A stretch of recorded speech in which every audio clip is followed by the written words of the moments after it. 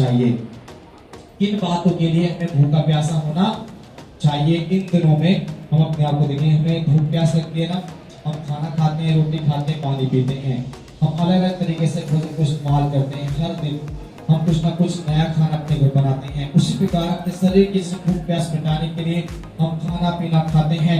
उसी प्रकार हमारे जीवन में हमें किस प्रकार किन बातों के लिए भूखा प्यासा रहना है इन दिनों में तक। चलिए इस प्रश्न के साथ बातचीत करना चाहेंगे और उस बात को देखेंगे, क्या हम सच में भूखे प्यासे हैं इन दिनों, और किसके लिए भूखे प्यासे रहने की जरूरत है मुझे, उस प्रश्न पर बातचीत करेंगे। निकालेंगे मत्ती की पुस्तक 5 अध्याय और उसकी 6 आयत को पढ़ेंगे ध्यान से।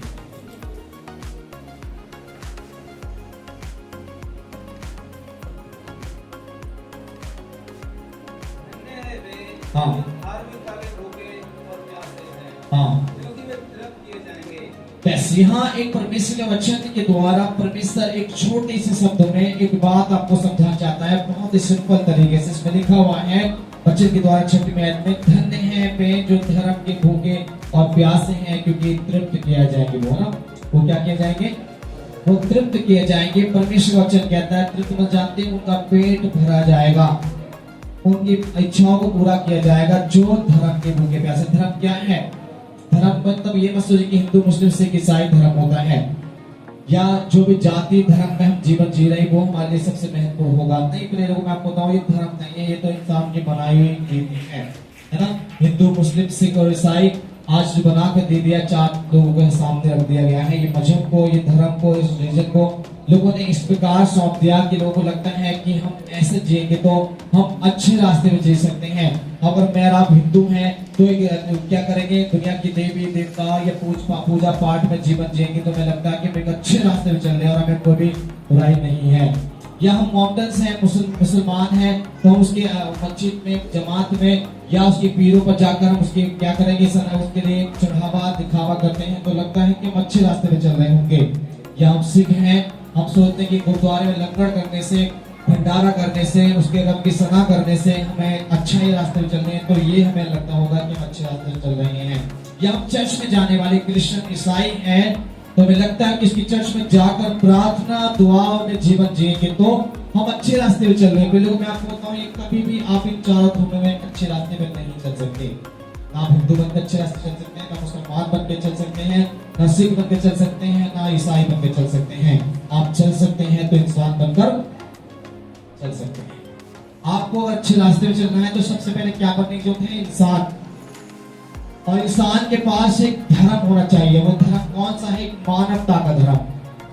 कौन सा धर्म की बात करता है हमारा ईश्वर, वो परमेश्वर किसी हिंदू मुस्लिम सिख और ईसाई की बात नहीं कर रहा, वो किसी जाति की बात नहीं करता। परमेश्वर आपसे नहीं कह रहा कि आप जाटव हैं, वाल्मीक हैं, जाट हैं, गुर्जर हैं, पंडित हैं या ब्राह्मण, जो भी जाति है, परमेश्वर बातों से आपका कोई भी लेना देना प्रभु को नहीं है।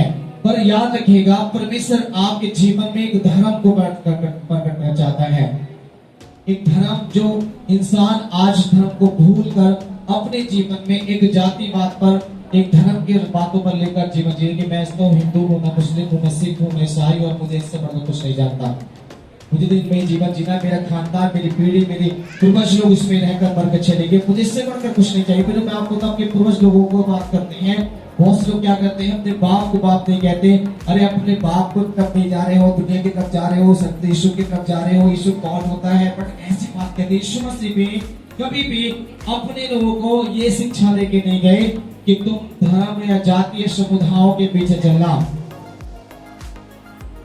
उसने केवल अपने जीवन से वो बताया कि तुम केवल बुराई से मन फिराना, और जब बुराई से मन फिराओगे तो तुम परमेश्वर के राज को अपने जीवन में देख पाओगे। इसीलिए आज हमें अपने जीवन में याद रखिएगा कि हमारा जो पिता है वो दिखता नहीं, हमारे अंदर काम करता है। ईश्वर कभी किसी के सामने रूप, पैर, हाथों से या शरीर के साथ आकर खड़ा होकर आपके पास नहीं बोलेंगे। ईश्वर तो एक आत्मा है, और आत्मा किसी मंदिर, मस्जिद, गुरुद्वारा, चर्च के अंदर नहीं रहता।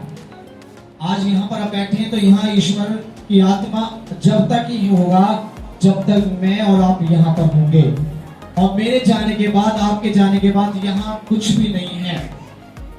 यहाँ केवल सिंपल एक चर्च है, बिल्डिंग है, जो केवल मिट्टी की बनाई हुई, और कुछ भी नहीं है। इसीलिए जब मेहराब यहाँ बैठते हैं तो यहाँ परमेश्वर का एक हमारे जीवन के अंदर पवित्र आत्मा आता है, और वो मेरे जीवन में वो कर सकता है जो दुनिया में कोई नहीं कर सकता। जब मेरी श्रद्धा सच्चे मन से होती है, मेरा मन जब प्रभु के वचन पे होता है, परमेश्वर कार्य करता है। याद रखिएगा प्रिय लोगों, मैं आज जो शिक्षा आपको देना चाह रहा हूँ, इस वचन को बड़ा ध्यान से सुनिएगा। ये शिक्षाएं आपके जीवन के लिए बड़ी इंपॉर्टेंट होंगी, कि हम रोज खाते हैं, पीते हैं, संसार में जीते हैं, परंतु आज इस धर्म का खाने की जो बात इसमें लिखा है कि क्या इसमें लिखा है, डायरेक्ट खोल के बच्चों के द्वारा आज की 6 आयत बता रही है। इसमें लिखा धन्य है जो धर्म के भूखे प्यासे हैं, क्योंकि वो तृप्त किए जाएंगे।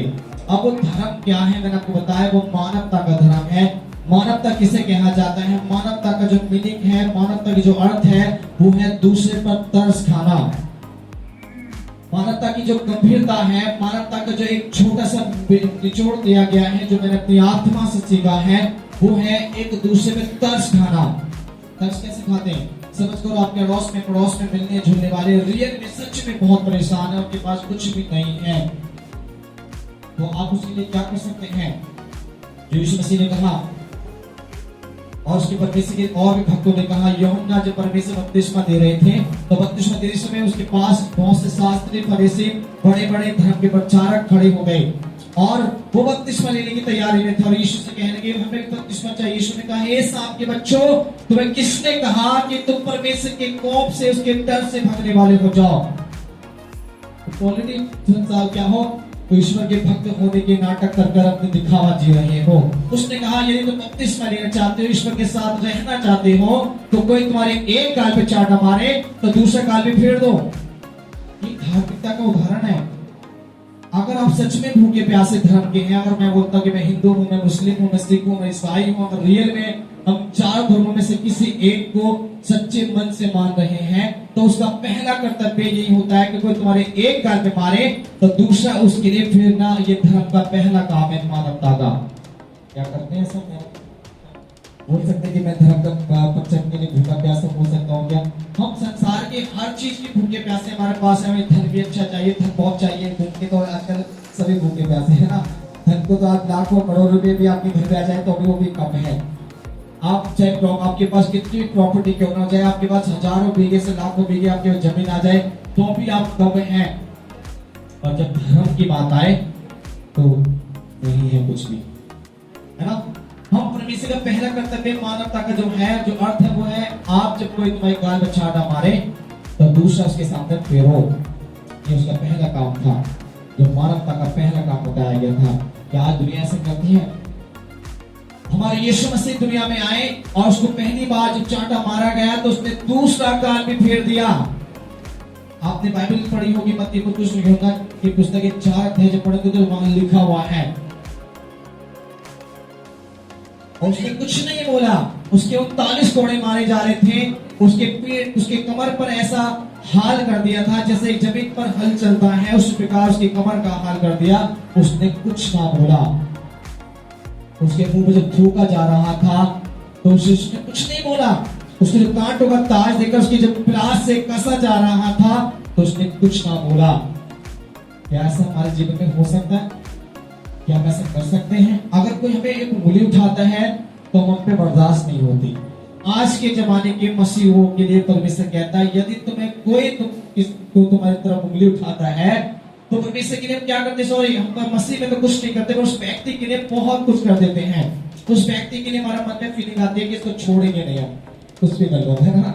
छोड़ने वाले नहीं है। चाहे वसीयत तोड़ने के लिए मिट्टी पर डाल देंगे, अरे भूल जाएगी इस मसीह के लोग, भूल जाएगी अब के सेवक, नहीं चाहिए परमेश्वर के सेवक कहीं मुझे, नहीं चाहिए ऐसे लोग मुझे। मसीह मुझे तो मेरा अपने आप को बचाना है, देखिए जाएगा बाद में। मैं आपको रियल घटना ऐसे बहुत से बताएंगे जो आपने भी सुना नहीं होगा, और रियल सच्ची बात है। कभी आपको लगता है कि पास्टर झूठ बोले, बाइबल में भी ऐसी बहुत सी घटनाएं हैं और दुनिया में भी ऐसी घटनाएं हुई हैं जिनको किस तरह घटनाएं नहीं। आज जानते हैं मसीहों को मारा क्यों जाता है? केवल इसलिए मारा जाता है कि वो नम्र होते हैं, परमेश्वर के वचन में डूबे होते हैं और परमेश्वर के सच्चे भक्ति के साथ करते हैं। खुदा उनके लिए पिटवाता जरूर है, और जो को मारते हैं खुदा उनको बर्बाद कर देता है। आपको बात जानते हैं जो यूट्यूब हो गया आपने देखा होगा, बहुत से चैनलों पर देखा होगा, बहुत मछलियों को मार रही थी। और मैं उसके बाद बताने की तैयारी में नहीं हूँ, नेक्स्ट टाइम परमेश्वर के द्वारा बताएंगे आपको उसके साथ क्या हुआ, क्या घटना घटी, और आज वो कहाँ पर और किसके घुटने टेककर कहाँ पर आ चुकी है वो लेडीज, उसके बाद मैं आपको कोई बताऊंगा बाद में ना। तो आज के मैंने बताया आपको कहने में बाइबल के द्वारा कई ऐसे सेवकों के संग हुआ जब यूहन्ना पतरस को पहली बार वचन सुनाते समय मारा गया तो उन्होंने क्या बोला, वचन में बताया कि धन्य है आज मैं आपके परमेश्वर में उसके नाम से मैं पिटा हूँ। परमेश्वर दास यूहन्ना और पतरस जब उनको पहली बार वचन सुनाने के लिए नगर में गए, लोगों ने मारा। वो मानवता के साथ सेवा कर रहे थे, वो धर्म की सेवा नहीं कर रहे थे, वो दिखाव की सेवा नहीं कर रहे थे, वो एक मानवता की सेवा कर। जब पिटे बहुत मारा गया, उनको वृत्ति से मारा गया और उस नगर से बाहर फेंक दिया गया। और फेंकने के बाद जब वहां पर जब वो थोड़े होश में आए तो परमेश्वर को हाथ रख कर कहते हैं, धन्यवाद परमेश्वर कि हम तेरे नाम से आज पिटे हैं, हम बहुत ही धन्य हैं। इस प्रकार बोला गया। तो ऐसा हमारे जीवन में जब होगा तो ये मत सोचिएगा हम पिटते रहेंगे, मत सोचिएगा कि हमें पीटने वाले बहुत आएंगे और बचाने वाला कोई नहीं आएगा। आपको गारंटी, आपको पीटने वाले अगर 10 आएंगे तो बचाने वाले 20 आपके सामने खड़े होंगे। हालेलुया। अगर आप रियल में सच्चे मसीह के भक्त होंगे, सच्चे ईश्वर की उपासना साधना करने वाले व्यक्ति हैं, उसकी परमेश्वर के लिए मन से उसकी प्रार्थना करने वाले व्यक्ति हैं, अपने लीन होने वाले व्यक्ति हैं, तो 10 आपको मारने वाले खड़े हैं तो 20 भी आपको बचाने वाले आपके सामने आ जाएंगे। मैं आपको पिछली बार एक घटना बताई थी, आपके मेरे जीवन में कुछ घटना घटी जो पिछले 2 सप्ताह पहले, और मेरे संग ऐसी घटना घटी जो मेरे अपने थे वो तो सामने नहीं दिखाई दिए, और जो मुझे नहीं जानते थे वो मेरे सामने खड़े हो गए। जब मैं ऐसी घटना में परेशानी में खड़ा हुआ तो मैंने अपने होठों से कोई सफाई नहीं दी, मैंने कुछ नहीं बोला किसी से भी कि मैंने ऐसा नहीं किया, वो नहीं किया, कुछ नहीं बोला मैंने, कुछ भी ऐसे किसी से जैसे बोला ठीक है, उस बात पे एग्री हुआ और वहां खड़ा रहा। और जब वो कुछ अनजान व्यक्तियों को जो मुझे जानते पर मैं उनको नहीं जानता, वो मेरे साथ खड़े हो गए, बोले कि सर आप कैसे यहाँ पर, मेरे से ऐसे हो गया, कोई बात डिटेल से बताओ, हम आपके साथ में है, अरे अभी आपको विकास से करवाते हैं, चिंता क्यों कर रहे हो। बट ऐसा हुआ क्योंकि जिसको मैं नहीं जानता परमेश्वर ने उसको वहां पर खड़ा कर दिया, जिसको हम जानते हैं वो शायद हमारी सुने या ना सुने चलेगा, क्योंकि हम सोर्स दिखाते लोग हो जाता है, हमारी ये पहुंचे, हमारी वहां पहुंचे, हमारी ये कर देंगे, हम वो कर देंगे। वैसे व्यक्ति को परमेश्वर बचाता नहीं है। और जिसको परमेश्वर जो अपने सोर्स नहीं दिखाते, अपनी पहुंच नहीं दिखाते, खुदा कहता कि मत डर, मैं तेरे साथ। ये मेरे लिए घटना है 2 हफ्ते पहले की, जब मैं ऐसी परेशानी फंसा, मेरे से ऐसी घटना घटी और मुझे एक बार मन में आई कि लग रहा है कि अब तो मुझे शैतान ने जकड़ लिया ही है, अब मैं ऐसे निकलने वाला उसके साथ हो सकता है। बट परमेश्वर ने तुरंत 5 मिनट बाद 2 व्यक्ति को खड़ा कर दिया लाकर, एक ने फंसाया, 2 खड़े हो गए। मैंने बताया 10 आपको मारने वाले होंगे तो 20 बचाने वाले होंगे, 1 फंसाने वाले होंगे, 2 खड़े भी हैं मेरे साथ में, खड़े हो क्या करो। और तुरंत उसने बोला कि चिंता मत करिए आपके लिए होगा। एक व्यक्ति और आ गया, 3 व्यक्ति आ गए और एक और आया, उसने तुरंत बोला कि चलो चलो चलो कुछ नहीं है, चलो तुरंत करके हम लोग क्या हुआ, परमेश्वर हमारे लिए सहायता करता है, खड़े लोगों की वो आशीष देने वाला परमेश्वर है। इसलिए धर्म का पहला कर्तव्य है, एक गाय में कोई मारे दूसरा छोड़ दो। दूसरे नहीं जानते क्या है इसका दूसरा एक और अर्थ है, अगर तुम्हारा कोई कुर्ता छीने तो उसको अपना पैंट उतार के दे देते, बोले ठीक है भैया पैंट मिलेगा मेरी, ठीक है। आप बोलेंगे कैसे भाई, आप तो धक्के देंगे, अभी तो धक्का नहीं छोड़ेगा आपको उससे भी बढ़िया वहीं पर पकड़े देगा, रियल में है ना। बाइबल लिखा है तुम्हें 2 रोटी है तो एक उसको दो खाने के लिए जिसके पास नहीं है। ये ईश्वर की मानवता के कारण है। आज दुनिया के अंदर इंसानियत नहीं है। आज दुनिया के पास जाओ, किसी भी गांव, किसी शहर, किसी भी देश में चले जाओ, चाहे देश में जाओ या विदेश में जाओ, किसी भी नगर में जाओ, आज इंसानियत लोग भूल गए हैं। वो केवल अपनी जाति भाई, अपने ब्रादर, अपने धर्म को ढूंढते हैं। अगर मैं एक मसीह हूँ तो मैं किसी भी नगर में जाऊंगा तो सबसे पहले मालूम कोई चर्च तो है, कोई चर्च है क्या, कोई पास्टर है क्या, कोई मसीह है क्या, हम उनसे दोस्ती करने के प्रयास तो पहले करेंगे। पर जो हमें नहीं जानते हैं हम उनसे संबंध नहीं जोड़ते। हम अपनी जाति भाई से संपर्क जोड़ने की कोशिश करेंगे, अपने धर्म के लोगों से संपर्क जोड़ने की कोशिश करेंगे। वे लोगों हम धर्म और जाति के लिए नहीं बुलाए गए। हमको परमेश्वर ने अपना एक मानवता का एक जीवन देकर, एक संसारिक जीवन को हटाकर एक इंसान बनाकर मुझे चुना है। और मेरे अंदर एक ऐसी भूख हो जाए ताकि मैं धर्म का भूखा प्यासा हूं। एक मानवता का धर्म का भूखा प्यासे बनिए। आप रोज खाते रोज पीते, दुनिया की सारी चीजें आपके पास में है। आप जिस भी धर्म जिस जाति से लेकर के भूल जाइए कि मैं उस जाति का व्यक्ति हूँ, भूल जाइए कि मैं धर्म का लेकर व्यक्ति। बस ये याद रखिए कि मैं एक मानव हूँ और परमेश्वर ने मुझे एक मानवता के धर्म के लिए चुना और मैं परमेश्वर का जन हूँ। बस ठीक है ना। और जब आप तृप्त किए जाएंगे, एक और मैं आपको एक कहानी के रूप में एक राजा के बारे में, एक परमेश्वर के राज के बारे में मैं आपको बताने की प्रयास करूंगा। उस बात को ध्यान रखिएगा। वहां पर लोगों को परमेश्वर ने सारी क्या दी, मानवता की सारी बातें बताई, सारा कुछ के जीवन में ज्ञान होने के बाद भी वो लोग क्या कर रहे हैं उस पर विचार करेंगे। तो निकालिए कि मेरे साथ मत्ती की पुस्तक में उसका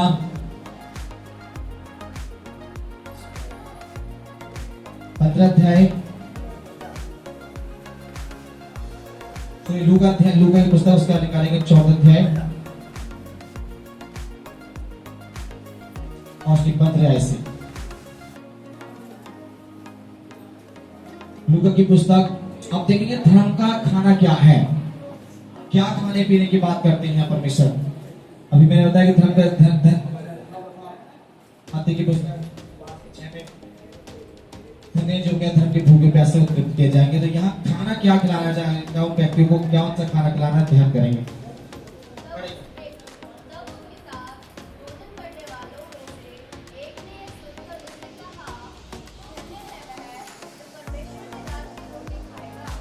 एक और पढ़े, दूसरा ट्रांसलेशन में पढ़े तो लिसन। उसके साथ भोजन करने वालों में से एक ने यह बात सुनकर उससे कहा, धन्य है वह जो परमेश्वर के राज्य में रोटी खाएगा। पहले 15 में आयत को याद रखिए, धर्म के भूखे प्यासे को खाना कहाँ मिलेगा, इस पृथ्वी पर नहीं मिलेगा। यहाँ पर अन्न नहीं है जैसे हम लोग अन्न उगाकर खेतों में काम करके खाना खा लेते हैं और अपने घर में एक अच्छा से टंकी बनाकर उसमें अनाज इकट्ठा करते हैं, चावल इकट्ठा करते हैं, दाल इकट्ठा करते हैं, तेल भर लेते हैं, सारा सामान भर लेते हैं। ये वाले खाने की बात परमेश्वर नहीं कह रहा है। यहाँ एक बड़ी गंभीर बात को ध्यान रखिएगा। इसमें लिखा है उसके साथ भोजन करने वालों में से एक ने उससे बातें करके सुनकर क्या कहा, धन्य है वह जो परमेश्वर के राज की रोटी खाएगा। आप इस संसार की रोटी खा रहे हैं जो दुख भरी रोटी बोलते हैं जिसको। यहाँ एक दुख भरी रोटी है, यहाँ एक आपको आशीष की रोटी नहीं है। आज दिन रात आप कमाते हैं, दिन रात खून पसीने को एक करते हैं, मेहनत करते हैं, तब एक आप घर में अपने लिए भोजन इकट्ठा करते हैं और तब आप खाते हो। बड़े लगता है बाद में आपको सुकून के, हाँ मेरे परिवार के लिए सब कुछ है, अब मुझे चिंता नहीं है। पर याद रखिए फिर भी आपके पास चिंता रहती है, फिर भी आप बड़ी व्याकुलता में रहते हैं, बड़ी परेशानी में रहते हैं, क्योंकि आपके पास कमाने के लिए हर दिन एक टारगेट होता है। हर दिन आपके पास एक दिन होता है कि मैं सुबह उठूंगा, वहां जाऊंगा, ये करूंगा, वो करूंगा, ऐसा करूंगा, जब मैं अपने घर का प्रयास कर पाऊंगा। बट यहाँ एक बात परमेश्वर कहता है, धन्य है वो व्यक्ति वो परमेश्वर के राज की रोटी खाएगा। वो कौन सी राज की रोटी खाएगा, कैसे खाएगा, हम आगे पढ़ेंगे।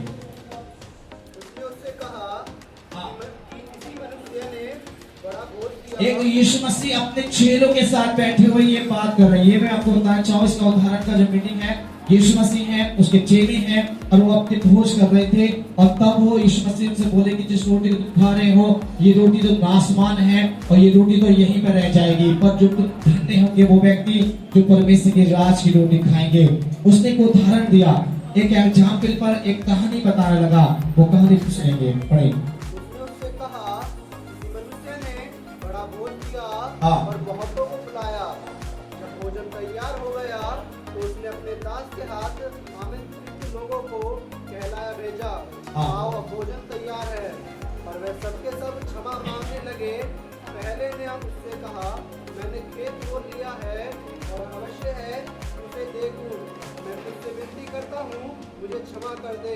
पहली बात उसने पहले व्यक्ति के बाद जो परमेश्वर के उस व्यक्ति ने एक राजा बोल सकते हैं, कोई बड़े गांव का प्रधान बोल सकते हैं, कोई भी बोल सकते हैं, समझ करिए हम में से किसी ने अपने घर पर दावत दी। उदाहरण पर रखिएगा अपने जीवन को।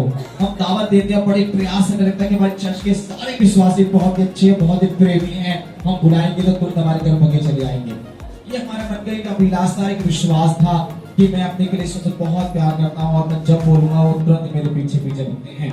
या हमारे विश्वासी बोलेंगे हमारे गुरुजी जब हम उनको बुलाएंगे तुरंत हमारे पीछे भागे आएंगे, हमें बहुत विश्वास है।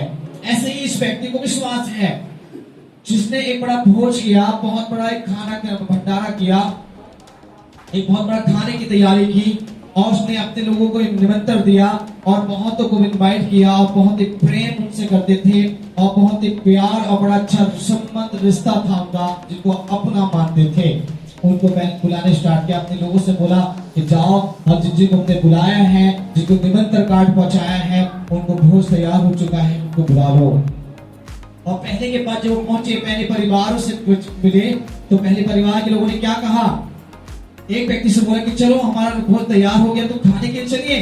तो उसने एक बात में बोला कि देखिए भाई, मैं तो आज मैंने नया नया खेत खरीदा है, मैंने खेत खरीद लिया है, इसलिए मुझे उसकी कुछ तैयारी करनी है, मैं आज क्षमा मांगता हूँ कि मैं आपकी बात नहीं आ सकता, है ना।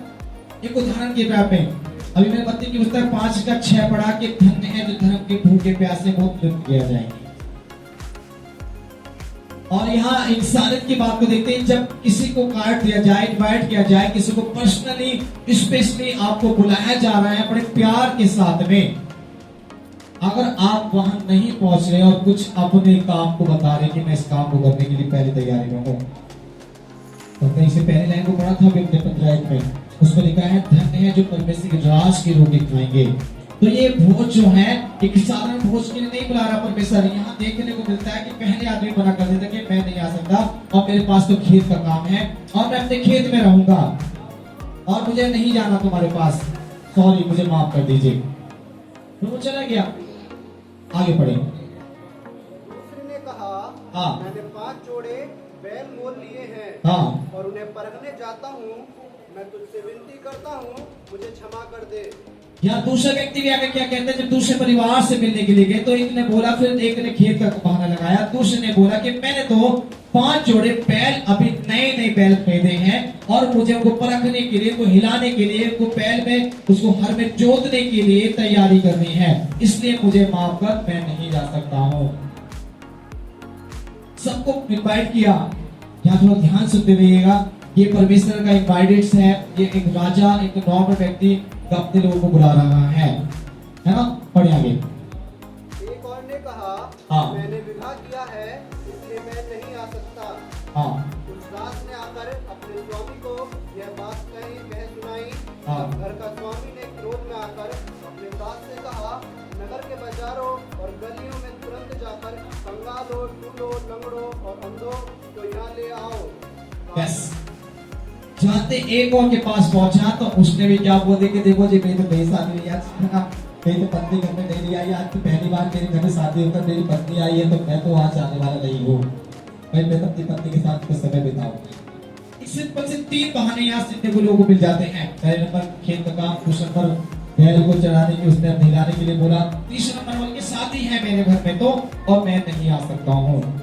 ये 3 चीजों में उन्होंने क्या कर दिया, अपने उस व्यक्ति का अनादर कर दिया जो उससे ज्यादा प्यार रखते हैं, जो जिसे घनिष्ठ मित्रता है, घनिष्ठता के साथ बहुत ही ज्यादा लगाव है, बहुत ही ज्यादा उनसे अच्छा संबंध, जिसको बहुत विश्वास समझते हैं, जिसको ज्यादा प्यार करते हैं, जिनको ज्यादा सम्मान देते हैं, जिसको ज्यादा इज्जत देते हैं, उन लोगों ने ऐसा काम करके मना कर दिया।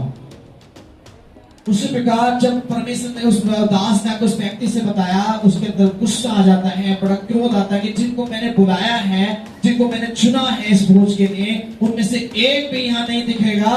जाओ तो मोड़ में जाओ, गलियों में जाओ, रोडों में जाओ, लंगड़ों को, अपाहिजों को, टूटों को, गरीबों को, हताशों को, निराशों को यहाँ ले आओ, और एक भी ना बचे, सबको लेके आओ, मेरे भोज में वो शामिल होंगे। तो लोग इस बात को मैं आपको बताना चाहता हूँ, ये कौन से लोग हैं? ये वो लोग हैं जो परमेश्वर के राज के चुने ठहरते हैं, जिन्हें विश्वास किया, बपतिस्मा लिया, और वो परमेश्वर को जीने और बनने के लिए उनके साथ अपने जीवन समर्पण कर दिया। और वो व्यक्ति जो परमेश्वर को जब स्टार्टिंग में मसीह में आए तो उनकी दिन रात प्रार्थनाएं हुआ करती थी, घर की मीटिंगें हुआ करती थी, चर्च में टाइम से पहले होते थे। पर आज वो लोग क्या है, उनके पास ये 3 बहाने आ चुके हैं जब परमेश्वर की अंतिम समय का बुलाना आ गया है। यहाँ पर मिस्ट्री बताया था स्टडी हिस्ट्री में आपको मैंने कि बाइबल की 66 पुस्तक में से 64 पुस्तक क्या हो गई हैं, पूरी हो चुकी हैं। मात्र 2 पुस्तकें बाकी रह गई हैं जो दुनिया में पूरी होने बाकी हैं। फिर यीशु मसीह अब आ रहे हैं। हालेलुया। अब जानते हैं किसके विवाह में मैं और आप शामिल होने की तैयारी में बुलाया जा रहा है मुझे और आपको। यीशु मसीह की विवाह में, उस मेमने की विवाह होगा जो उसकी दुल्हन, जो बाइबल में लिखा हुआ है प्रकाशित वाक्य बताती है कि मैं और आप उसकी दुल्हन हैं।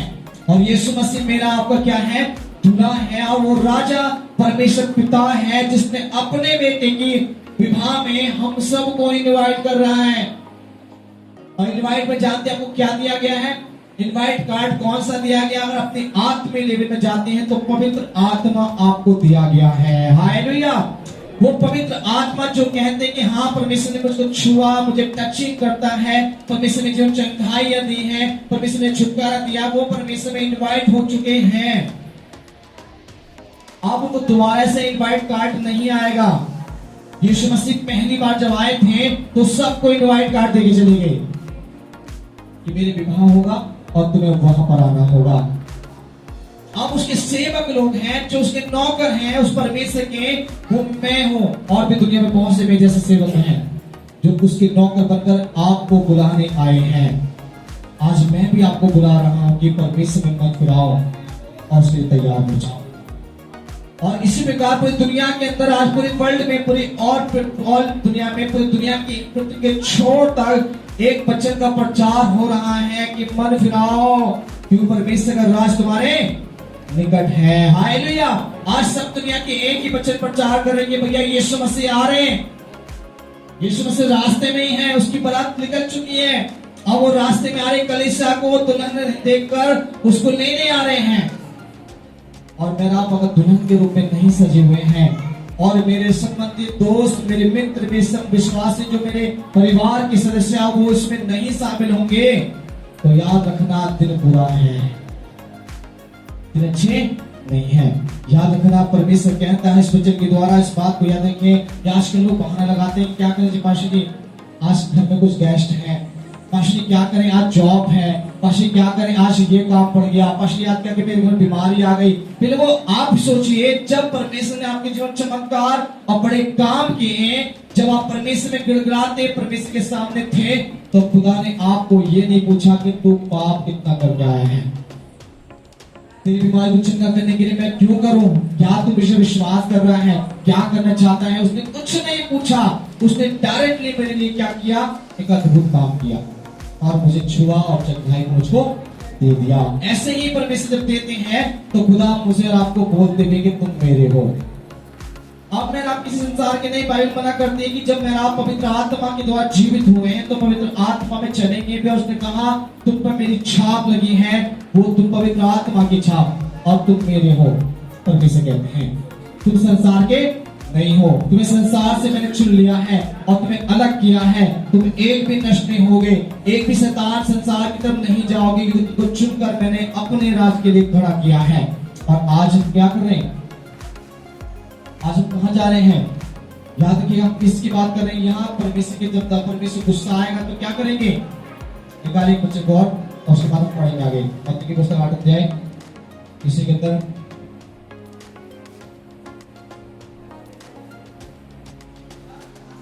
उसमें विचार करेंगे कि आज इसके बाद हम यही पर प्लॉट करना चाहेंगे, खुदा के नाम से सीखना चाहेंगे ताकि परमेश्वर को आज से कर पाए।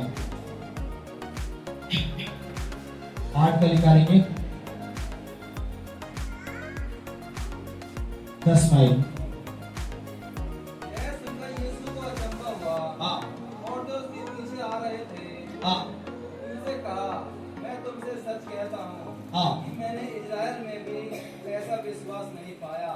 हाँ 11 और मैं तुमसे कहता हूँ हाँ, कि पूर्व और पश्चिम से बहुत से लोग आकर इब्राहिम और इसहाक और याकूब के साथ स्वर्ग के राज्य में बैठेंगे, हाँ, परंतु राज्य के संतान बाहर अंधकार में डाल दिए जाएंगे, हाँ।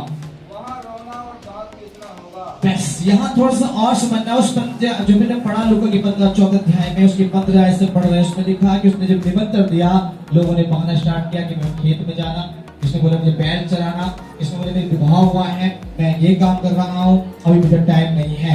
ऐसे ही परमेश्वर कहता है जितने लोग यीशु के पीछे आ रहे थे, जिन्होंने यीशु को बस बहुत दिन से विश्वास किया, 5 साल से, 10 साल से, 20 साल से वो यीशु के संग संग चल रहे थे, और जब एक सूबेदार नाम का व्यक्ति यीशु के सामने आया, जो एक व्यक्ति अधिकारी है और बहुत बड़ा बटालियन का सूबेदार है, और वो अपने नौकर के लिए यीशु से प्रार्थना करवाने के लिए आया। उसने बोला प्रभु कि मेरे मुंह से कहने दो, मेरा सेवक घर में ठीक हो जाएगा। यीशु ने उससे बोला देख, इतने सारे लोग उसके पीछे आकर बोले थे, कितने सारे विश्वासों के सामने बोलने का यीशु के देखो इस व्यक्ति का जैसा तुम में एक के अंदर भी विश्वास नहीं है, तुम्हें एक जन के अंदर भी ऐसा विश्वास मैंने अभी तक नहीं देखा। उसने टाइम लिया, बहुत से जो लोग हैं पूरब से और पश्चिम से लोग आएंगे और परमेश्वर इसहाक और अब्राहम की गोद में श्लोक में जाकर बैठेंगे, और जो परमेश्वर के चुने लोग दिखते हैं उनको लगता है कि मैं तो मसीह में हूं और मैंने विश्वास किया, बपतिस्मा ले लिया, अब चर्च जाओ या ना जाओ चलेगा, अब प्रार्थना करो या ना करो चलेगा, टाइम से चर्च में एंट्री करो या ना करो चलेगा, कुछ भी नहीं होने वाला, अब तो यीशु आएंगे तो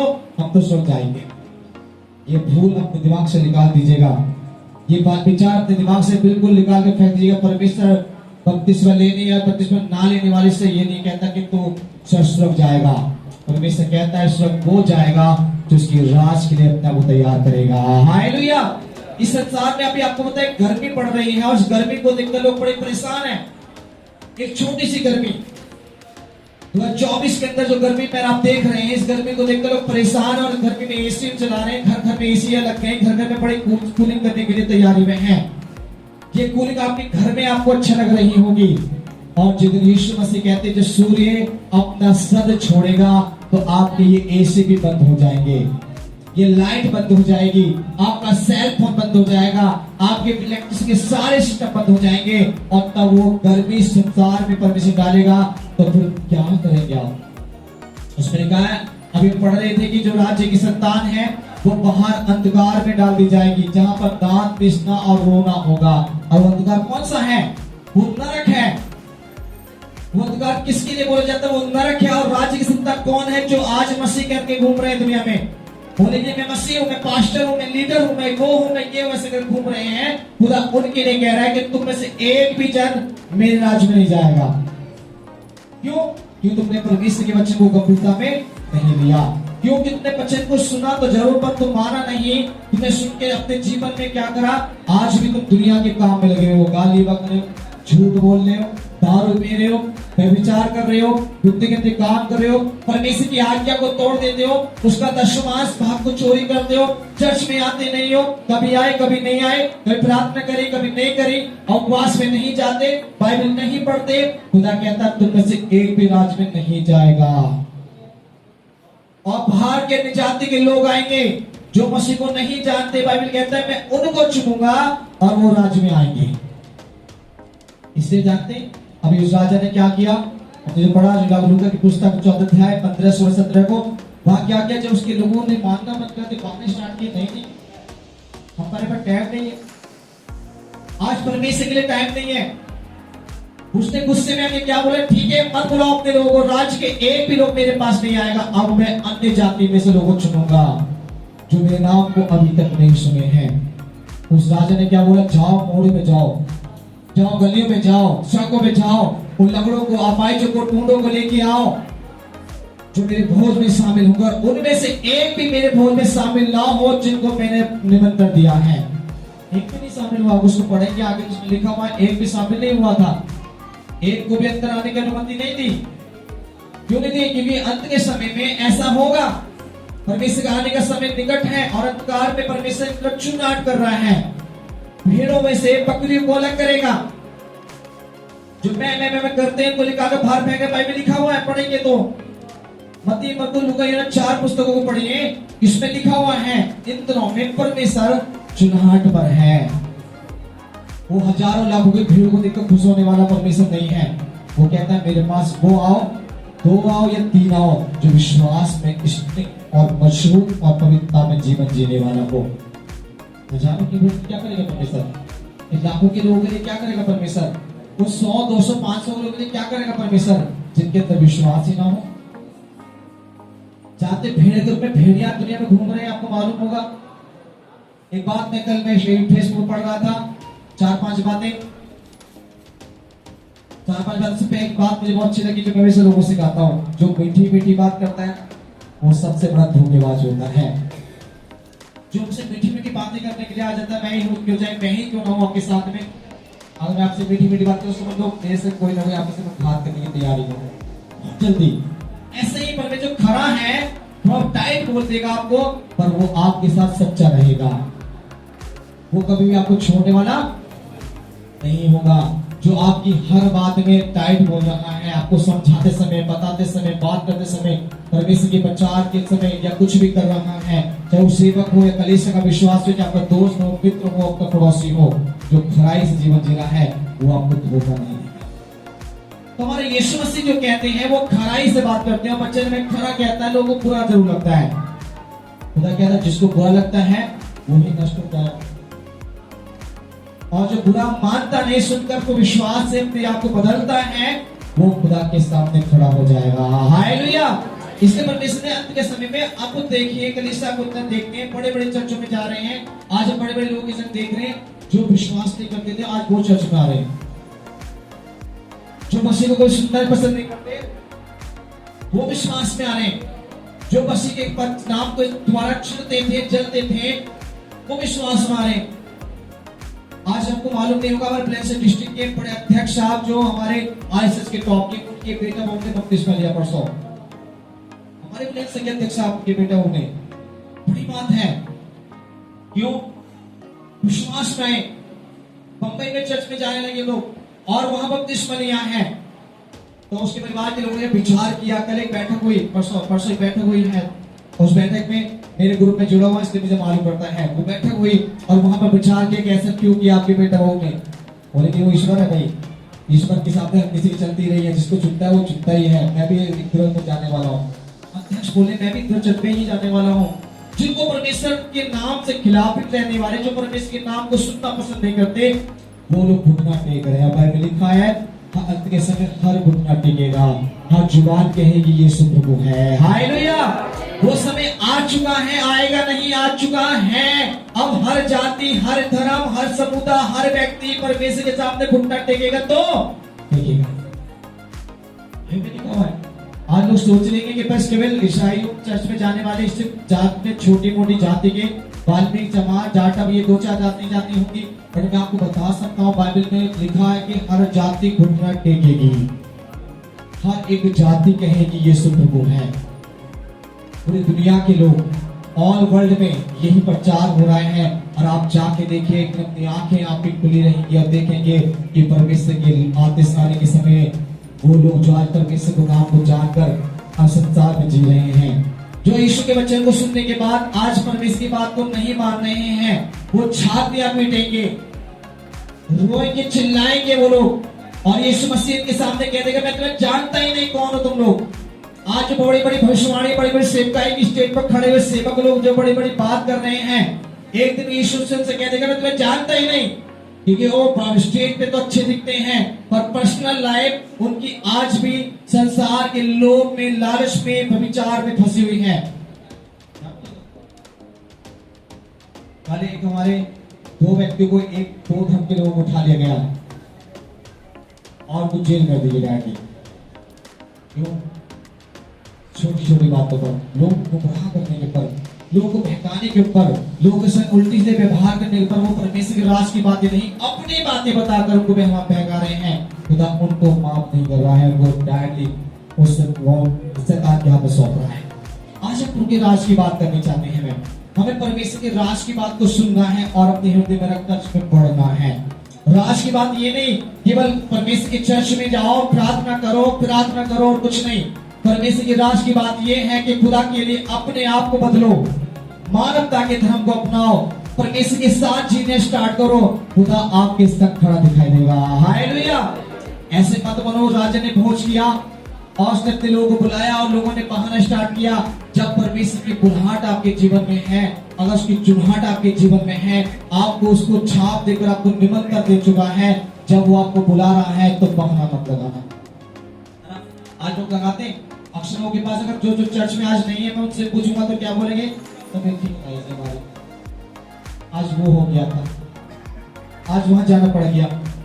परमेश्वर यीशु से बोलेगा जब तुम मेरे नाम को लेने की में आने में तैयार नहीं थे, तो मैं भी जब शुरू से यीशु मसीह आएंगे तो उनसे बोलेंगे मैं तुम्हें जानता ही नहीं, तुम कौन हो, कहां से आते हो, मुझे नहीं मालूम। ये आपको बोले कि वैसे कहानी लग रही होगी आपको, बाइबल में लिखा हुआ है। मैं इसलिए बताया कि 64 अध्याय पे पुस्तकें क्योंकि पूरी हो चुकी हैं और केवल मात्र 2 पुस्तक बाकी रह चुकी हैं।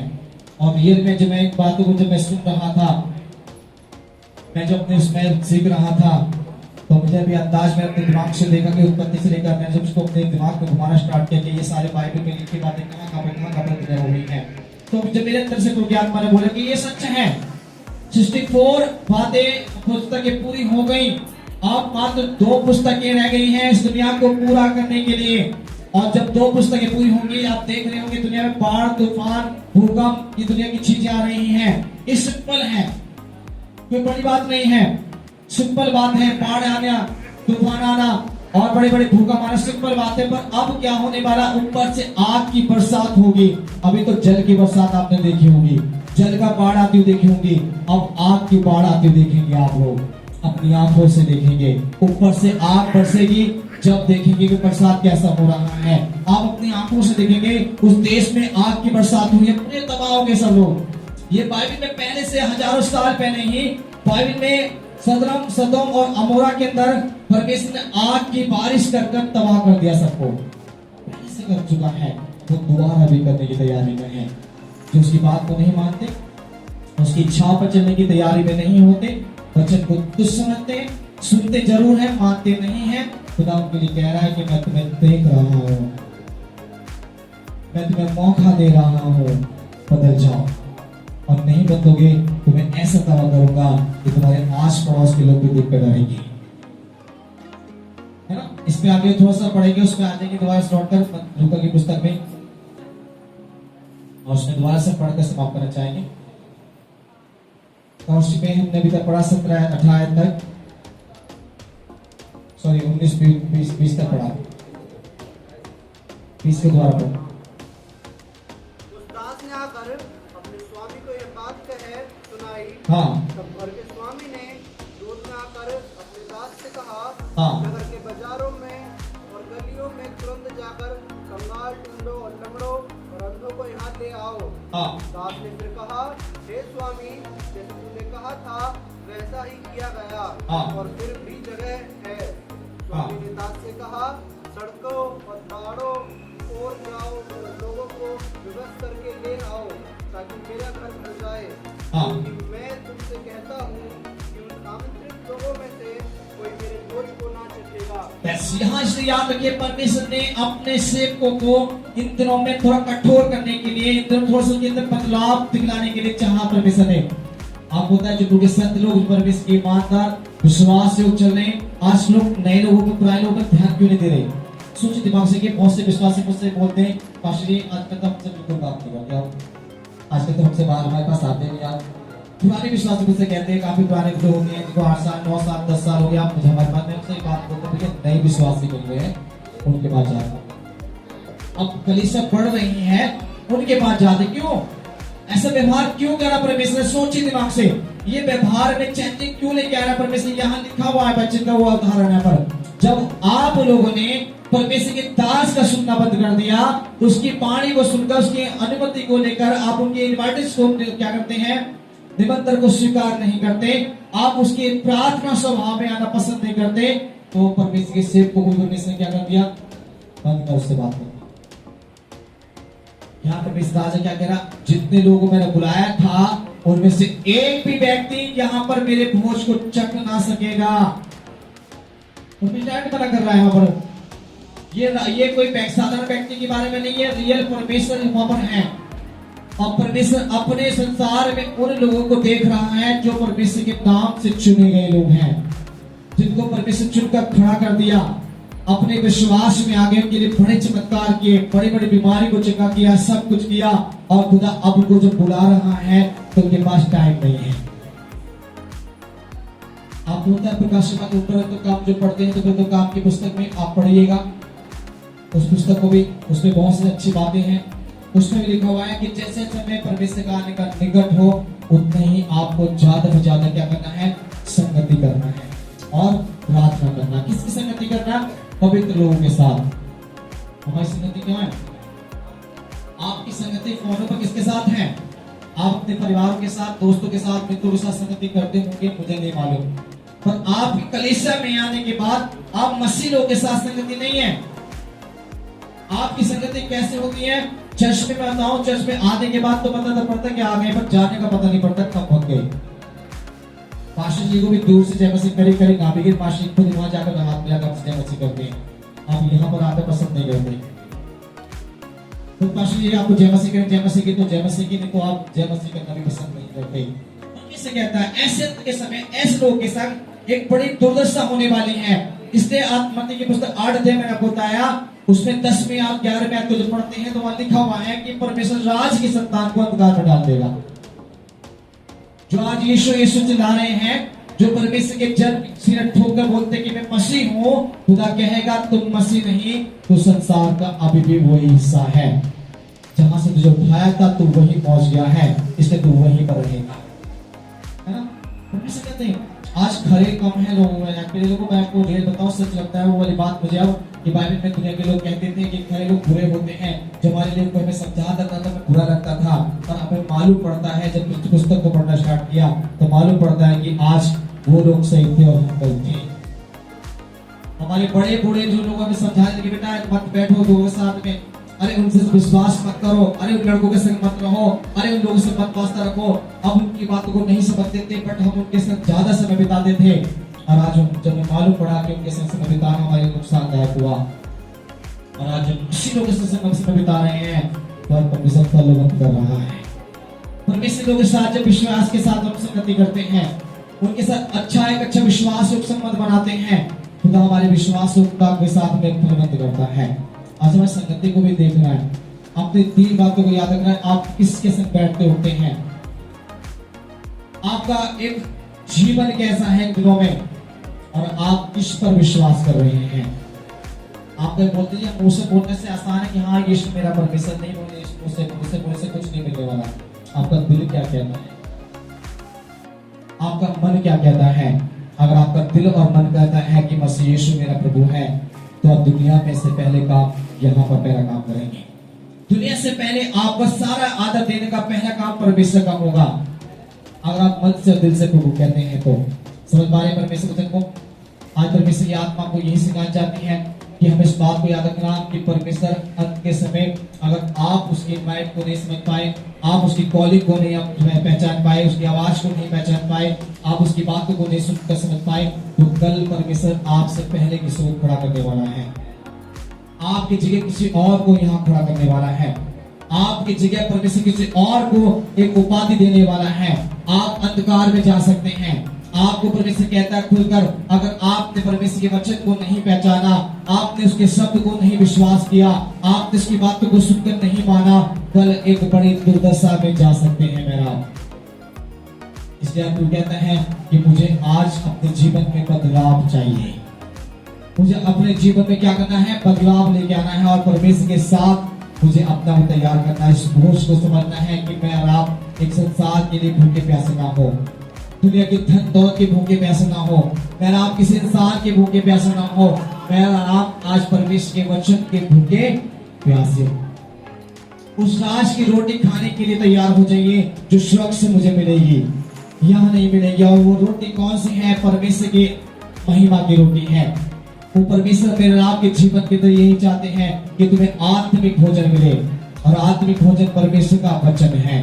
और जो इसको खाता है, आप प्रिय लोग याद रखिएगा, प्रकाशित वाक्य की पुस्तक 10 अध्याय जाकर घर पढ़िएगा। आपको थोड़ी सी जानना कि वो रोटी कौन सी है जो मुझे खानी चाहिए।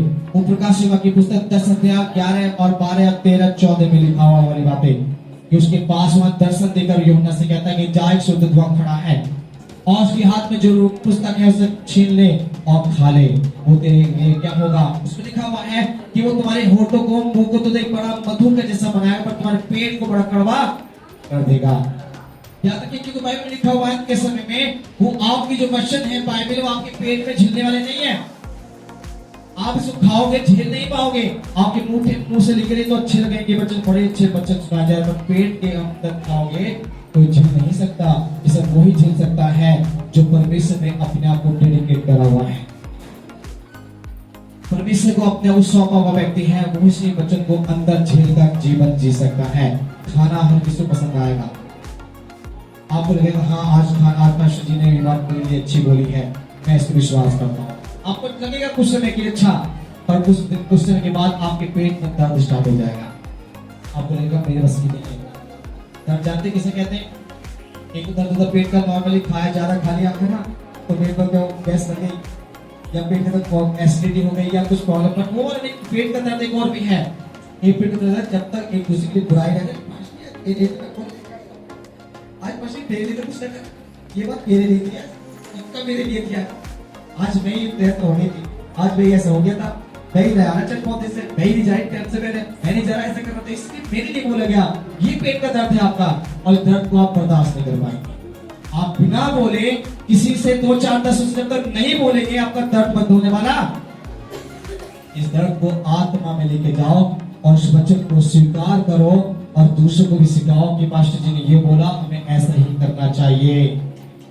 और जब हम ऐसा करेंगे तो हम परमेश्वर के राज की रोटी जरूर खा पाएंगे। अपने घर में जाके लोगों से बोलो, अपने व्यक्ति से वो जो चर्च में आज नहीं है उनसे वो चुगली करना बंद कर दो, बुराई करना बंद कर दो, एक दूसरे की कमियों को मत पकड़ो, एक दूसरे की अच्छाइयों को पकड़ो। अगर इंसान के अंदर 10 कमी है तो एक अच्छाई भी होगी।